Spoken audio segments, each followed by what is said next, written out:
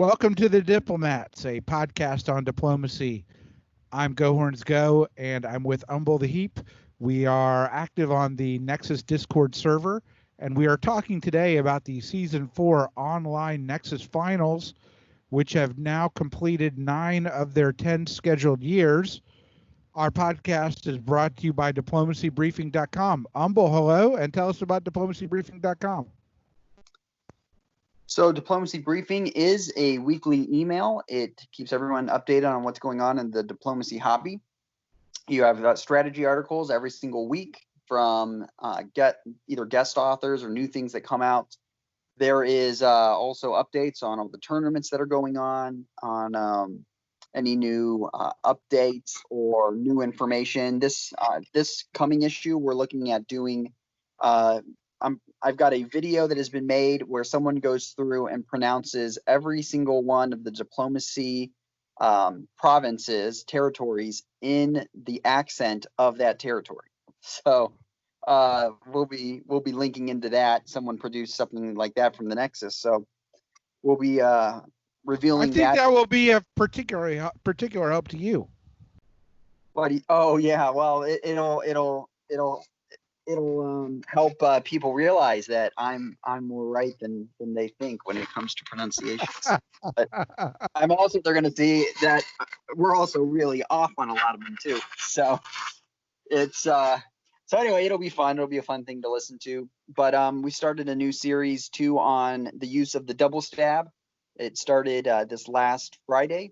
And just encourage people, keep following along. There's going to be some great announcements coming up.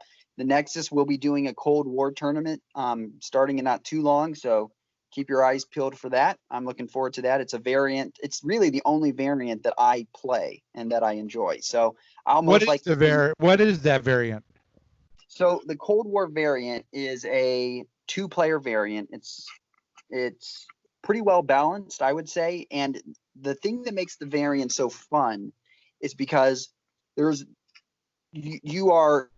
playing, one is NATO and one is the USSR, and there's really, depending on how you cut it up, there's 3 or 4 spears that you're fighting in, and right from the get-go you're having to make decisions on where to attack and where to defend, because you never have enough units to defend everything properly.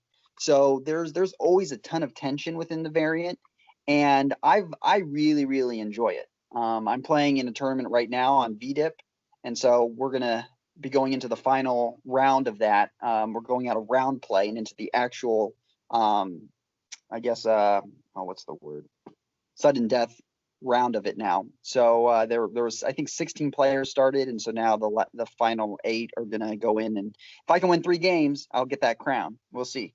But anyway, the Nexus is going to do a Cold War tournament, which they did one last summer, and I signed up, but then I backed out of it because I was in the finals at the time.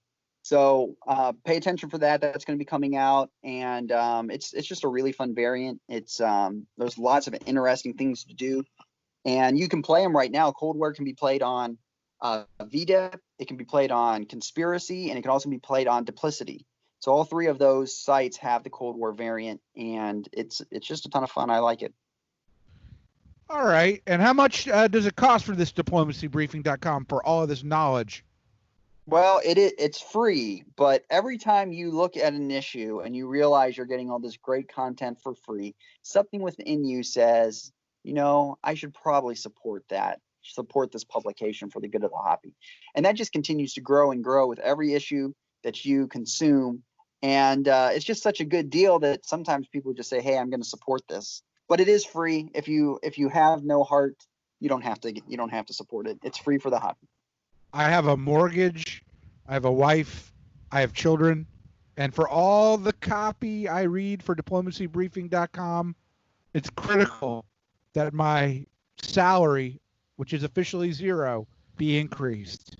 Yeah, there you go. Well, all right. The briefing helps everybody in the hobby not have to look at every single site to know what's going on.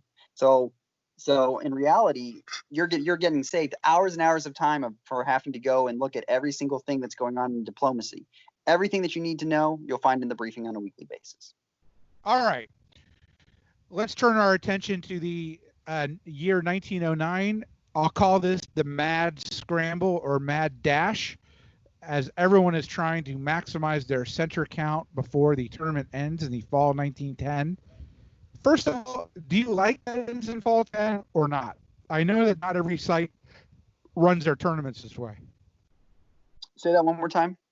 Do you like the fact that this tournament will end in 1910, or do you prefer that they just go on until they can't go on anymore? I personally like the short time limit, and the reason why is I feel it helps keep things moving along. It keeps excitement going on. You can have a game last 6 to 7 months. Depending on, and that just enthusiasm kind of goes down during that time too. As it is, a game's going to last a month. With the setup time frame it has. So I really like the 10 year. I think it does add a little. It adds a kind of a twist to timing becomes so important in the game then, and having good pacing and tempo.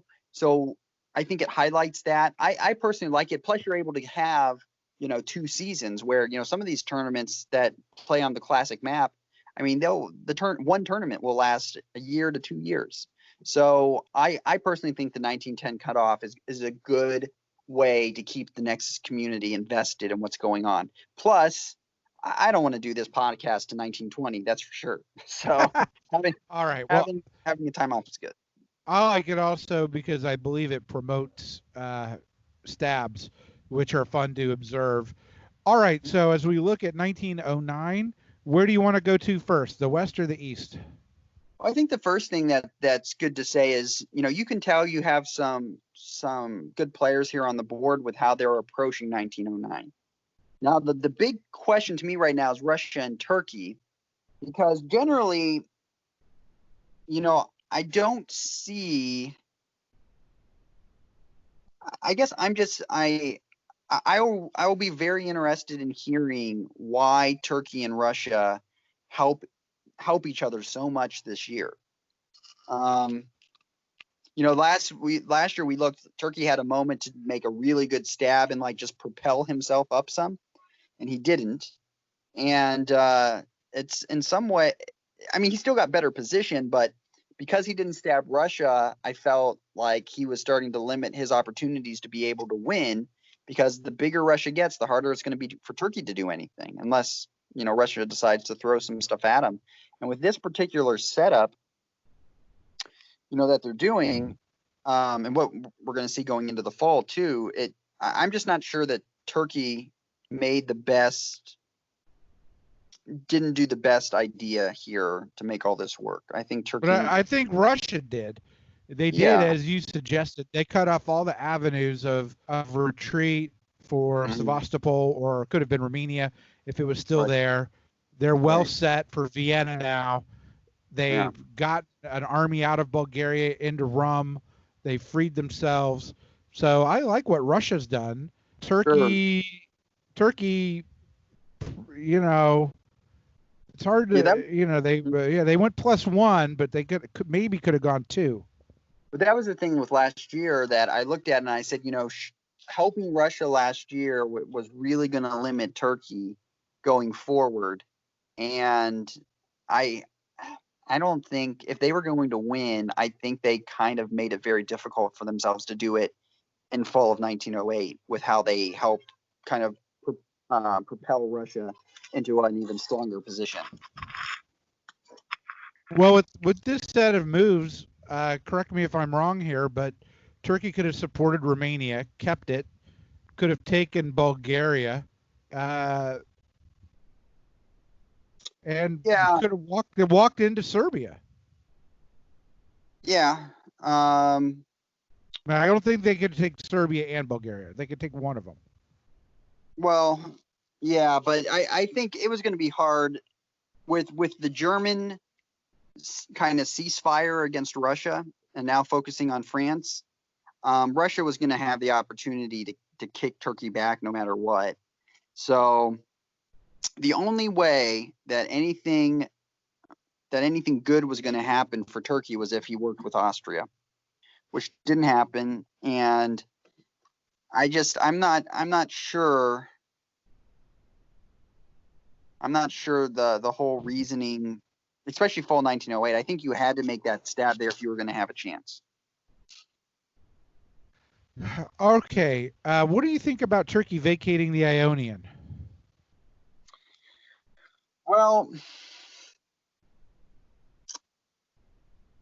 yeah, that, to me, that's interesting because I'm not sure what it gets him. I'm not sure what the thought is. Maybe he thinks maybe I can make a dash at the end and grab Spain. Maybe grab something there to give me one extra center. I'm not sure. Of course, you think Yeah. there. You And see there. Italy sacrificed his Roman army to do that. Yeah.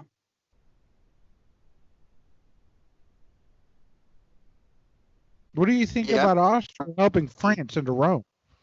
Yeah, that's not too surprising to me because Austria knows now they can't win.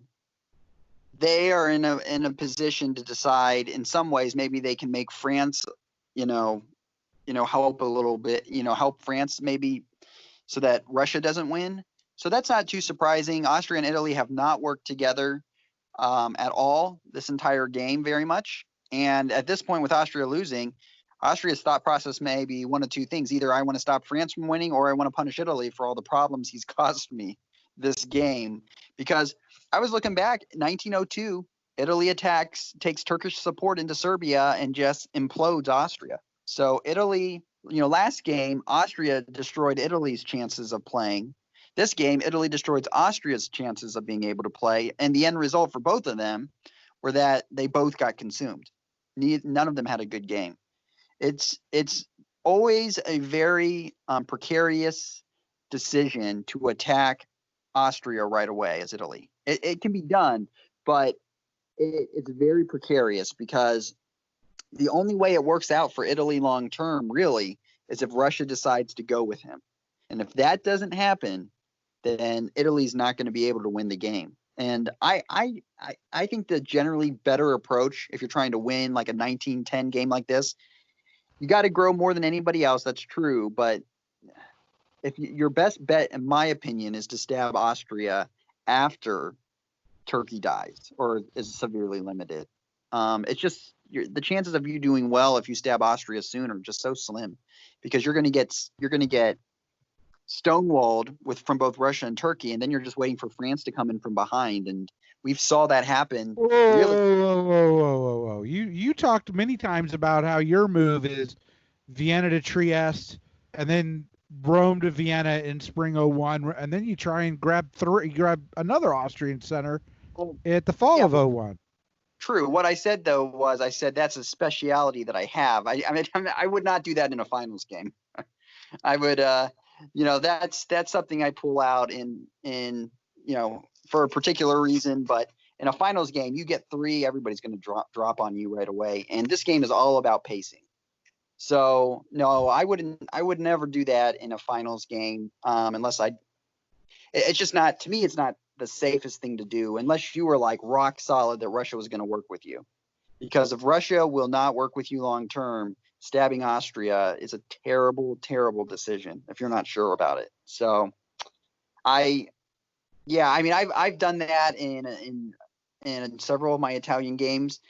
Part of it was with that thought process is, and by the way, I think this is another thing too about, let me make a little note here. So many people read stuff online that was written in 1970 or 1980, and it's the first stuff that they're reading when they get into diplomacy, and they find it because it's what's easy to find, like Richard Sharp. It ranks high on SEO. Right, yeah. Richard Sharp's book, The Game of Diplomacy. And they read it as if it's gospel. And this one guy who wrote, he brings all his prejudices to the game, just like everybody else. And they rely, too, on statistics from a certain style and type of gameplay from early on in the game's history. And so I've talked with people before that are Austrian. I'm Turkey. And they're like, oh, I can't ally with Turkey because it's never good for Austria. Well, that thought process is not true for high-level players and for good players. It's You still there? Italy can solo is if he's, yeah, I'm here. Okay. Can you hear me? Yeah, keep going. Okay. And so on the other side, I've read about how the only way Italy can solo is if he stabs Austria. And that makes sense, obviously. But then also that you need to do it, sooner. But again, the amount of data we have on that kind of stuff, first of all, was never that extensive. And secondly, in a game to 1910, it's not about soloing anyway. It's about being the largest at the end. And so I really don't think, especially in this particular setting, that stabbing Austria right away gives you the greatest odds of topping the board in this type of a setting. It did work out great for someone in season 1, but it's been tried in every season since then, and it's been terrible for Italy. And so it's just a very high risk. I'm sorry. It's high risk, and it's not even that great a high rewards to do it. So I don't think it was wise. And this is Austria helping France into Italy here is honestly what Italy deserves at this point. And I think it would be a nice little victory for Austria to be alive and Italy to be dead by the end of the game. I don't know if that's really going to happen, but that would be a nice thing for Austria. I think Austria might make it, but we'll find out. All right. Famed troubadour Jim Morrison said the West is the best.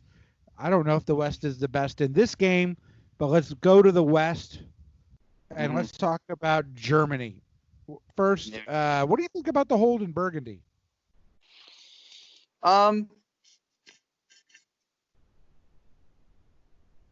Yeah, that's really curious, isn't it? Because why wouldn't he support Munich de Ruhr? Well, the fleet in Holland can't go to Ruhr. Well, no. I'm saying, why would Germany not support his own unit to get to Ruhr? Oh, I get what you're saying. I'm sorry. I'm just trying to think of something that he can do. I'm sorry. Let me look at this a little bit more. I guess he was hoping to be dislodged. Well, the other thing could have been may have been hoping that France would commit to one of them, and then that would give him an opening to grab the other. So, if Gascony goes to Marseille, he's going to be able to walk in Paris. If he goes to Paris, he'll be able to walk into Marseille in the fall. Maybe that was his thought process. Make France commit, but it ended up not. And also then he can always attack Belgium then in the fall. It's probably strategically, I kind of like the move because it's leaving him open his options on what he wants to do and where he wants to attack. And the hold in Silesia, like it or dislike it, could have taken Warsaw, but would have lost it back. Yeah. Now I will say this: Burgundy to Belgium may have actually been the better move, because by leaving Belgium open, you're making it harder for you to actually go up a unit with taking Holland. So the fact that France gets into Belgium now he kind of has a 50-50 guess on trying to get Paris or Marseille. And I don't know. You're not going anywhere. You're just treading water. If you take Holland, but he gets Belgium, it doesn't really matter. You're not actually growing. So probably, honestly, Burgundy to Belgium may have ended up being that may not have been a terrible way to do it, or committing against Paris. Yeah, I don't think I like it. I don't like tactically what's going on there, because with France getting in there, all that means is that he can't take both. He's losing Belgium and getting Holland. So no, I'm not a fan. I don't like that. I think that was a tactical misstep, and there are 4 places he could have moved to. Right. They would all been better. They would have all been better, even without the Gascony bounce. Right. He couldn't have been dislodged from Paris or Marseille if he got there, or worst case scenario is a bounce, and you increase your odds for the 50-50 the next time. But okay. But overall, otherwise, I'm not too critical. Although the real problem for Germany, I guess, was not moving to Helgo and Bite before. So the Correct. fleet in Denmark does a bounce. Of course, that shouldn't have ever happened in the sense that Norwegian Sea should have had the North Sea. We talked about that move to the North Sea before. Mm-hmm. But he does take Edinburgh, so he's Right. technically flat here on losing Belgium up Edinburgh, and has I guess, a guarantee of Holland. Or yeah, he should have Right. Holland for sure if he wants it. Yeah, that Burgundy move was a bad move. That was a real mistake. I really, really don't like it. With looking at it now, there's just nothing really.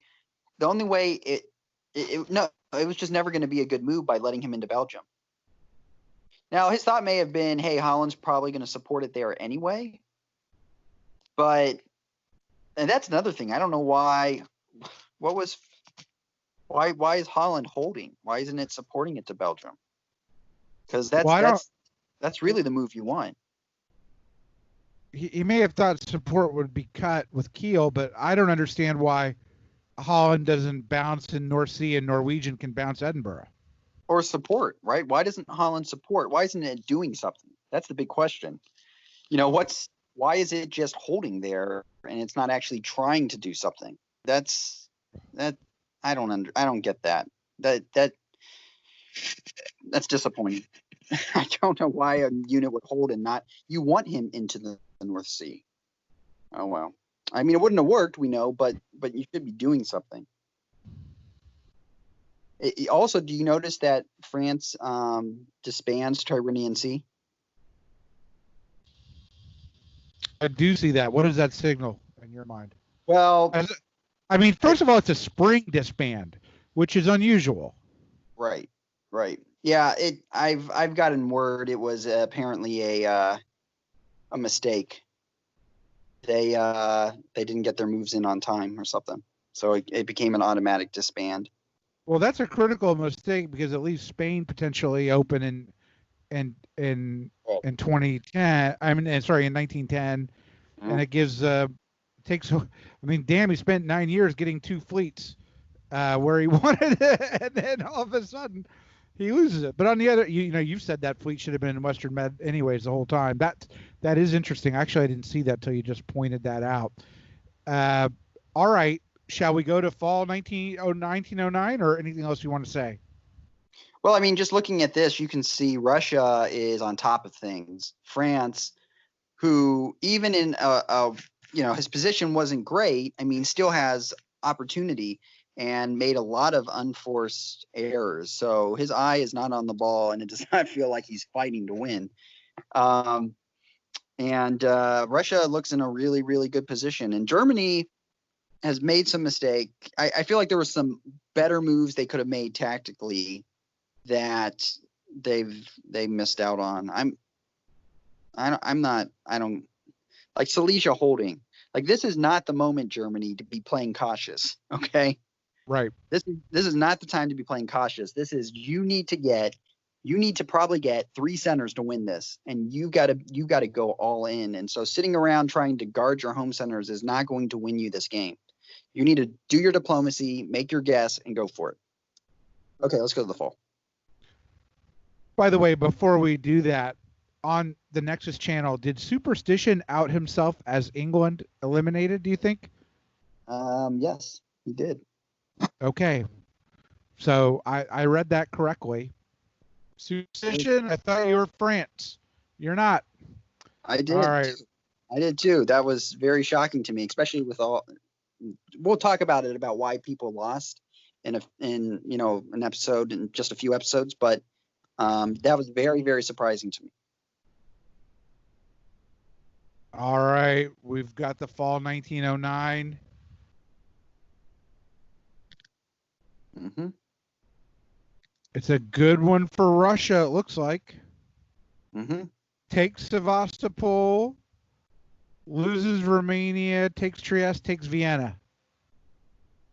Yeah, I do not understand Turkey supporting Albania to Trieste. Why would you do that? What possible reason do you have? First of all, Russia can't punish you by not doing that. It's like Turkey's trying to not win. Why? Yeah, where did Russia help Turkey on this moveset in this entire year? Not one time. Russia didn't offer any help to Turkey. Turkey's just been the lapdog.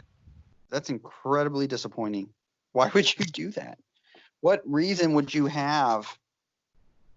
I mean, you could have kept Sevastopol and possibly even taken Romania. So you could have supported Bulgaria to Romania, gone Greece to Bulgaria, supported Sevastopol. You could have gone up 2 and gone to 8, I think, if I'm doing this correct. Supported, could have ordered support Sevastopol or whatever way you know. Now you've got me screwed up. Move Bulgaria to Romania. Serbia supports Bulgaria to Romania. And Russia would have been at 6. You would have switched places. Turkey would have been at 8. Russia would have been at 6. That is so disappointing. Why do you help? What reason do you have to help Russia win the game in the last year? You know, we've seen Stockholm Syndrome in other players in the last year. And Yours truly.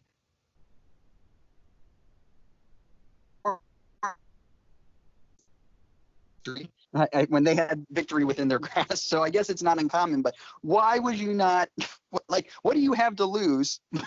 Why would you support Russia into Trieste, let him walk into Sevastopol?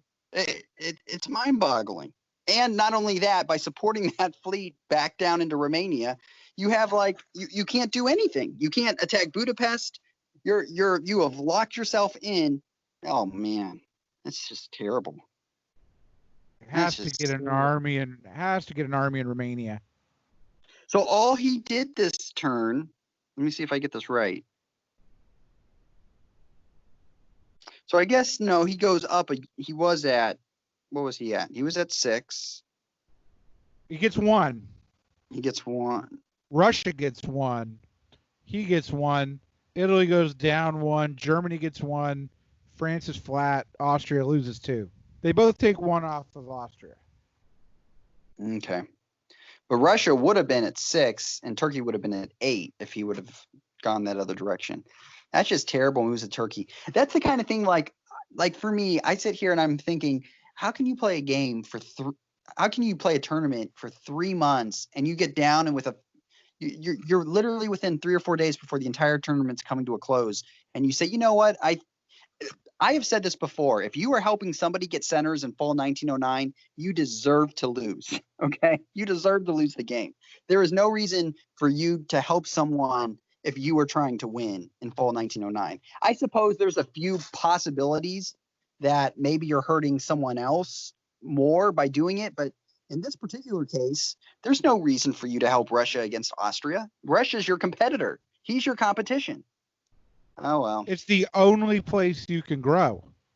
Yeah. Yeah. Or Spain. Turkey Turkey has now twice in a row snatched victory. What is it? No, snatched defeat from the jaws of victory. That's what it is. And correct.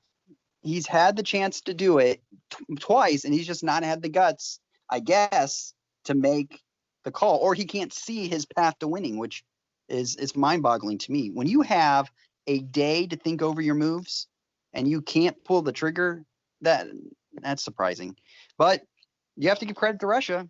But I don't know. If you're in a position where you can win and you make suboptimal moves that push the person you're beside into the win, that's got to be so disappointing. I think Russia getting out of Turkey in 2007, or maybe I can't remember exactly when it was, but a couple of seasons ago, got in Turkey's head. They made a deal, and Turkey doesn't want to turn on Russia. Yeah. It's hard for me as a person to understand that thought process, because I guess some of it's just that I'm competitive, but also, it's a game, and the idea that I could win, but I'd rather not give my chance to win. I'd rather not not step forward and try to? I just don't get it. I don't know why you play for 3 to 4 months to help somebody else win when you have the chance to do it. And Russia stabbed Turkey multiple times. So it's not just once. Russia has attacked Turkey twice.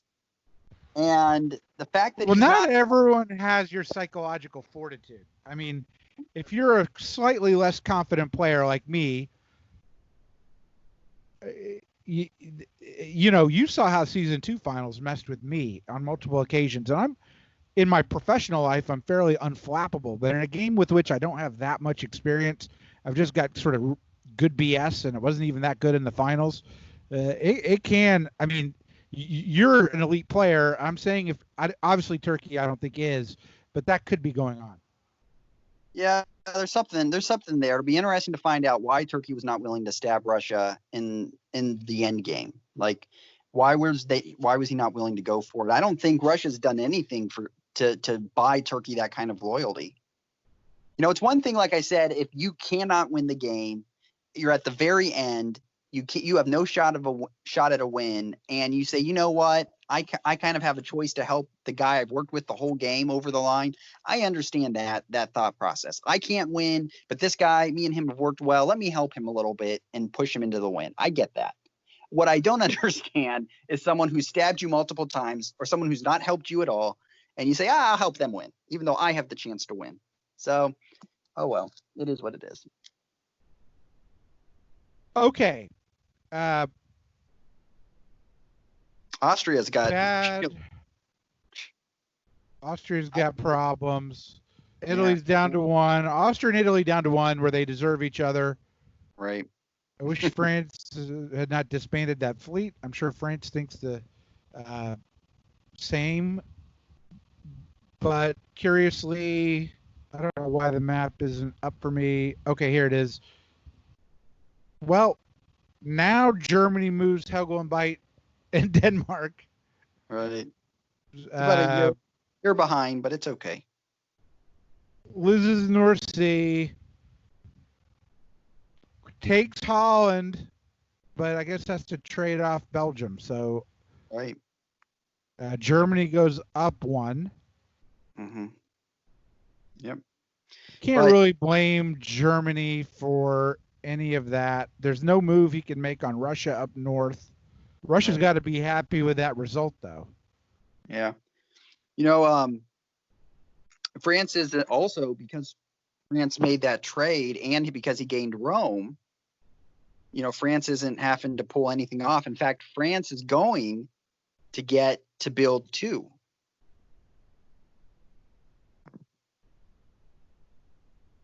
As I recall. No. France does get to build 2. France does get to build 2. Yeah, because of losing Rome. Holland and losing Tyrrhenian Sea. I mean the unit. Yeah, he had that disband. Mm-hmm. He doesn't move up any actual centers. But Holland, he does. Yeah. Mm-hmm. But he's getting 2, which in some ways is actually probably a good thing for him, because he's going to be able to do defense now in the south and probably grab something from London. So France has a real shot, I think, to end this game at 9. So France may still pull this out. I think London's in the bag. Well, yeah. Mm-hmm. So France has got, even with all this ineptitude the last 2 years, somehow, and that just shows you how strong France's position was, that he could even bungle these last 2 years so bad and still actually be in a position to possibly win this whole thing. So, and it might be at 10. He might get Italian help. And look at Germany just sitting there in Silesia again. Like, why? What is the reason that you do that? You don't do anything. You don't move it to use it somewhere. I'll just sit here in Warsaw. It's ridiculous. Germany, Larry, there's nothing Russia could. I mean, Russia could dislodge him in Warsaw, I guess, but have to use vital units to do it and be denied a build. We'd have to build in St. Petersburg. Yeah, it feels right now like Russia's the only one that's got their eye on the prize right now. Like, they're the only one that really, really wants to win this. or has the best ability to win it. Well, Might be a and you can better way of see saying. I Russia's think going everyone's all, trying to win. yeah. Well, Russia's going all in. Russia doesn't. They say, you know what? I'm not going to try to get Warsaw. I'll take it back if I need it, but I'm going to go all in, grab what I can, and they are doing everything they can to win. And Germany is not. I don't know. Germany doesn't really have a great coherent strategy, in my opinion. And you definitely should be scrambling at this point because it's going to be that close. Well, what offensive moves have Germany really made in this game, if you think about it? He hasn't. After Spring 01, he's gotten England kind of in a strange way. That's it. By a convoy. He basically followed France's directives, and when France finally stabbed him, then he decided he'd focus his energy there. But no, Germany has. It's possible that someone can fall back into the win position, I suppose, but Germany has definitely not been someone who's dictating the board or even dictating his nation. And all of this to me just continues to show he's not ultimately the one making his moves. And so there's some real growth that needs to be happening with Germany. Okay. Builds. Turkey gets a build. What do you think? Let's see. You got a rogue French fleet now you have to worry about. You've got the army in Sevastopol. Yeah. I think it's a tricky call, but you can't seem to build a fleet, can you? No. I think you got to build an arm. No, yeah, there's no real reason I would think for him to want to do that. I mean, the thing you got to watch is him sneaking down into Armenia. Russia's definitely shown that he's willing to scramble and grab what he can. But I think you probably got the problem is Turkey really can't win this now with where he's put himself. I don't know. He'll probably do whatever Russia wants him to do. I think he's got to build an army. I guess the question is Smyrna or Ankara. Probably Smyrna. Yeah, you got to. If you're happy staying at your 6, or he's at 7. I mean, you got to throw an army over to Armenia, I guess, because you're not going to be growing any other way. Well, his favorite move on the board is Smyrna hold. So if he builds an army in Smyrna, he might do that again. There we go. We'll find out. All right. Well, it's an easy build for Russia. I would assume this would be Army Warsaw. Right. Mm-hmm. Yep. Austria's got a disband. Go ahead. Yeah, and if you're France, you're probably going to do a Fleet Brest, Army Marseille, probably. I think that's automatic. Germany gets to build Munich, or does he go and try and sneak into the Baltic with maybe Skagerrak, Denmark, Skagerrak, just try and take one Russian center up there? What do you think?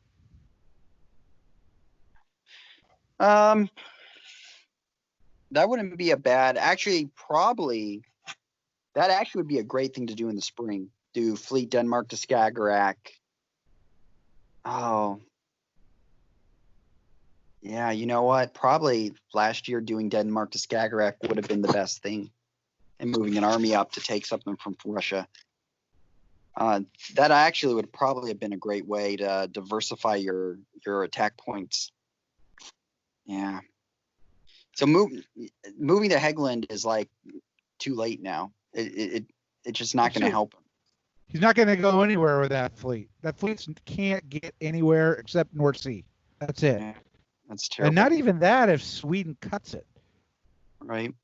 And there's no reason for mutual support anymore of Sweden and Norway. Yeah. Because neither is. So I think Sweden will move to Denmark and cut it. Well, if you're Russia, you may think, okay, I'll do Sweden to Baltic and Norway to Sweden and see if I can grab something quick from Germany and just get another center. You may try something like that. I don't know. But I don't know. The build. We're Germany's going back probably to the bill. Munich. Yeah, Germany's going to do Army Munich, in my opinion. That's the vanilla move set that I would expect from him. So All right. Austria's got to disband too. I assume he'll leave Venice. yeah, And Italy's got to disband. yeah. I'm not sure it matters, but which one would you pick? Well, I guess you'd probably keep your fleet, right? Because you can help Turkey with something if he wants it, or maybe if he's going to help Turkey get into Naples and maybe push Turkey up a little bit, probably keeps his army then. I think if he keeps his army, it's because he's going to try to help Turkey get an extra center. That's going to be difficult with Ionian and Rome and Austrian support to do. I'm not sure that Turkey can get into Naples. It should get another center if Austria. Yeah. Uh-huh. All right, so let's see how the moves or builds and displays went.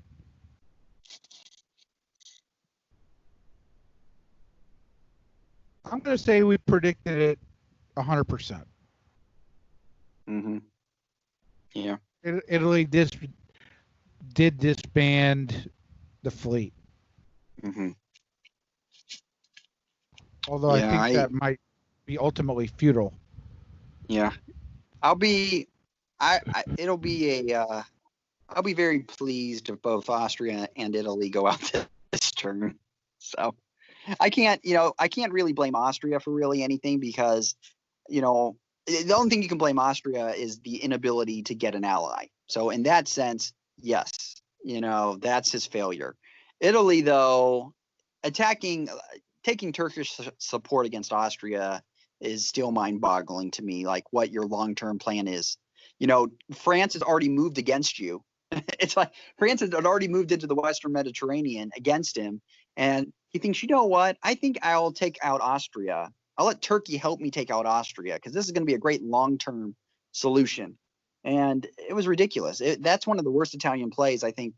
I'm shocked that Italy did that. And we had a great cartoon made of it, with him ramming himself into a brick wall. And that's really what it was. So I think I would like to see Austria maybe make it to the end of the game. I think Italy doesn't deserve to make it, in my opinion. So. All right. Who would you want to be? Well, France looks like it's going to be getting some help. Now, here becomes the big question. Does Turkey try to squirt out and grab something? Well, Turkey's not going to try to get anything if he can get Naples. So, let's see. Well, what can Turkey get? Well, hold on. Who would you, before we sort of analyze the moves and what people would do, you would have to think just on the board, Russia's in the best spot. Russia's at 9. Their chances to win. So they obviously know that Sevastopol's going to Armenia. That's happening, I'm sure, or at least Turkey's going to be going to Armenia. So Russia's at 9. I'm trying to think how they get to 10 without really risking their position. Make a stab at Venice? Yeah, you can go to Tarilia and then down into Venice. Theoretically, it depends on how much Turkey can help. If Turkey's going to hit Rome, then yeah, you do it. Well, you can do what you said with Sweden to Baltic, Norway to Sweden, Warsaw to Prussia. Mm-hmm. You might put a little pressure on Germany up there. Well, if you move that army north to St. Petersburg, you would have the ability to. Yeah. Is France going to attack Russia there?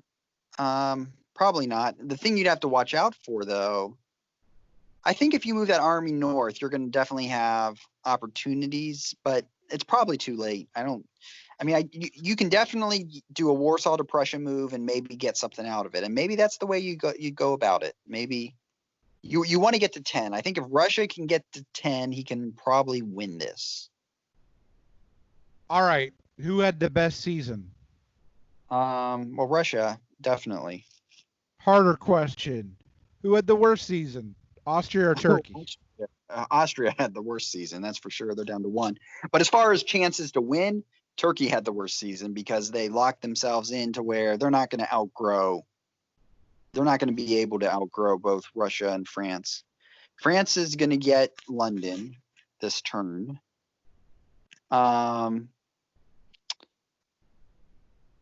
Possibly they'll be able to hold on to Belgium too, maybe. That's kind of your 50-50 guess right now. Can you hold on? You know what? I wonder what you do in that scenario. Do you convoy that army over into, I would probably, if I was France, I would convoy Belgium up into Edinburgh. And you might get dislodged. Well, I think the best thing is for North Sea to get dislodged because you got to be worried about Edinburgh moving to York, right? Yeah. Mm-hmm. You know what? I'm telling you what. If I was France, I would convoy Belgium to Yorkshire, because if that goes through, you're going to be able to take both London and Edinburgh. So you'll go up to 9 at least. No, because if that goes through, but let's assume it gets dislodged, right? Let's assume Germany's going to move. I don't know if you can make that assumption. Sweden may cut Denmark's support, but the North Sea being dislodged would be bad for France.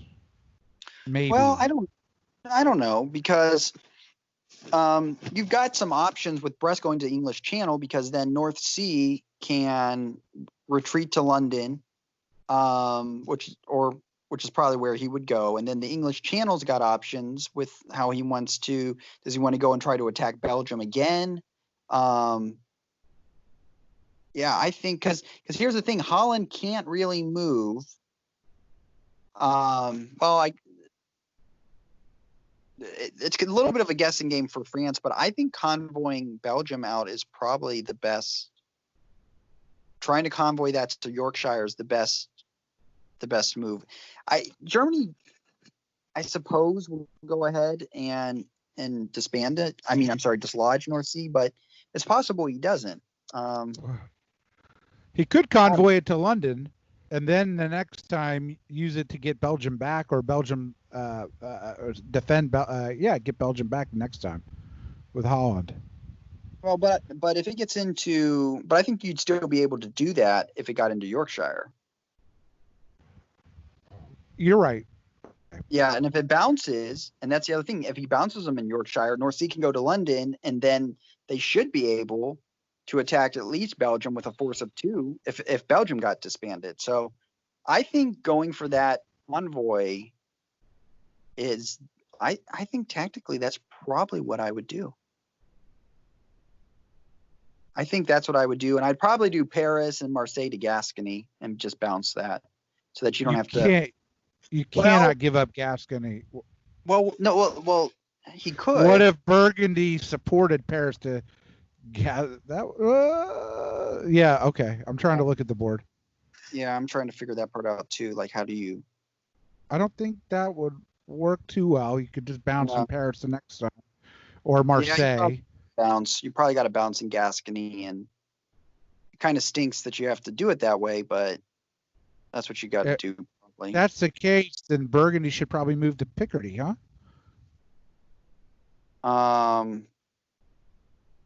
If you're Germany? Yeah, Munich to Burgundy, Burgundy to Picardy. Well, I think Germany, your whole focus probably needs to be grabbing Belgium and not losing a center to to France. And so. Well, Kiel can move to Ruhr. Right. You probably support. Burgundy to Picardy is not a terrible move. He just played such a sad 1909. He's really limited his options on what he can do. Yeah, if I'm Germany trying to win this game, which, like I said, I don't think Germany has the ability and the foresight to be able to do this from this game, at least. At this point, Burgundy to Picardy is probably the move to do. I mean, I think there's probably something to be said about doing Edinburgh to Yorkshire and making sure that you support into the North Sea. I think that's probably what you want. You probably want to do Hegland to North Sea and support from Denmark. All right, can Russia get to 10? Yeah. You've said all along you think 9 wins. So does he need to get to 10? And if so, how's he going to get to 10? Well, France can get to 9, and so there's a possibility there that France gets 9, especially with Naples. So, 10 is definitely in the cards. It probably, though, is going to only realistically come from Venice, because I think Turkey can support Romania regardless of the attack. Well, let's see. Trieste could hit Serbia. Galicia supports Budapest over to Romania from Ukraine with support from Sevastopol. So you could make an attack on Romania. To do that, you're going to have to go Sevastopol to Romania, Ukraine and Galicia support. Trieste to Serbia. Okay. You're going to go, well, you got to drop Galicia into Budapest and Warsaw into Galicia. Or you could do Vienna. You could do Vienna to Budapest. Right. Yeah. So that's probably what if you're going to go all in, grab Romania from Turkey, you'd have to surround that. And you definitely got to stop that Armenia move. So you probably got to do Sevastopol to Armenia, Moscow to probably Sevastopol. It depends on what you think Germany's going to do, but you've got to drop down into Budapest, and you can probably guarantee Romania in that case. Actually, no, you got to do Galicia down to Budapest, because you have to have something that will cover as Budapest goes over. I think that's the way you have to do it. You have to concentrate your forces on Romania. Because I don't think, unless Italy's saying they'll help Russia, I think that's probably where you're going to get number 10, if you can pull that off. It's probably the direction to go, but you are opening yourself up to Silesia, to Warsaw. Even if Russia does go all in, still can't take Romania if Black Sea and Bulgaria support Romania, even if Serbia gets cut. No, you would have 4. You'd have Budapest. You would support Budapest to Romania with support from. For the fall, you can get Romania. Yes, for the fall, right? For the fall, you make that move, and the way to do it, the best way to do it is you really need to drop Galicia into Budapest and Warsaw into Galicia, because you want to cover Budapest as you go across and go down. So that's probably the way you have to do it. And you're not worried about the German army at all in Silesia? Well, that's the thing. It's a little bit of a risk, but Germany's not really shown at this point that he is he's going to attack you. It's precarious, but that's probably your easiest Romanian grab. Well, Moscow could move to Warsaw. Sev doesn't have to. I mean, you could do it that way, right? Sev to Armenia bounce, probably. Correct. Yeah. Mm-hmm. Moscow to Warsaw. Yeah, you have to do Sevastopol to Armenia, and probably, I guess, then what you want, Ukraine to Sevastopol, because Romania cannot. Yeah, the danger, of course, there, is that it goes through. That either Black Sea supports Smyrna to Armenia, or that Black Sea supports Romania to Sevastopol. Yeah. So there's a risk no matter what. He's got to either make a risk with trusting Germany not to attack, or he's got to make a risk with trusting that Turkey won't attack. Yeah, it's and I don't know. The safest thing may just be we don't know, where he's positioned on the in the rankings, because there's nobody that's going to get. I don't think there's really a way for anybody else to get to 10. So perhaps the safest thing really is just for him to sit on that 9 if his ranking is high enough. I'm putting my money that Conk is Russia, and I believe Conk was number 1 in the ratings. Well, if that's true, then he should just probably sit on that 9, because I don't think anyone's got a 2-unit jump coming. France maybe, but I don't think the France is going to be able to get 2 from Germany. Can France take Naples, or can Turkey take Naples, or is it going to be a standoff? Well, if Austria helps France, then there's definitely, I suppose there's that possibility. But Turkey can just support Italy into Naples, right? And if that happens, then Naples can be lost from Austria if Austria goes down to Apulia. Well, you know what? Well, it all depends on what France is willing to gamble and convoy Tunis into Apulia. Because if he's willing to gamble that, you could get it into a 50-50.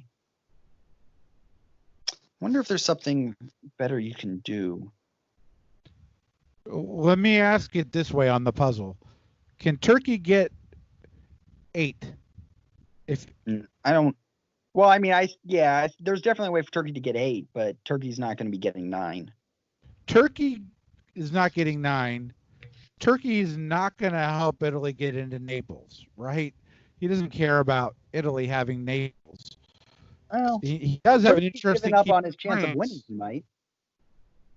Well, what chance does he have to win? The only chance, I think, is to take a stab at Tunis or go to try for Spain. If Turkey's going to win, it's going to come because he was able to sneak in and grab Sevastopol. That's it. That's the only way. And probably that's the only way that it's going to possibly work. And Russia would have to pretty much lay down his arms and turn his back for Turkey to be able to pull that off. If Russia has a good standing, the safe thing to do is to do Vienna to Tyrolya and drop Galicia into Budapest and probably just sit it out then. See if you can grab Venice for the final 10.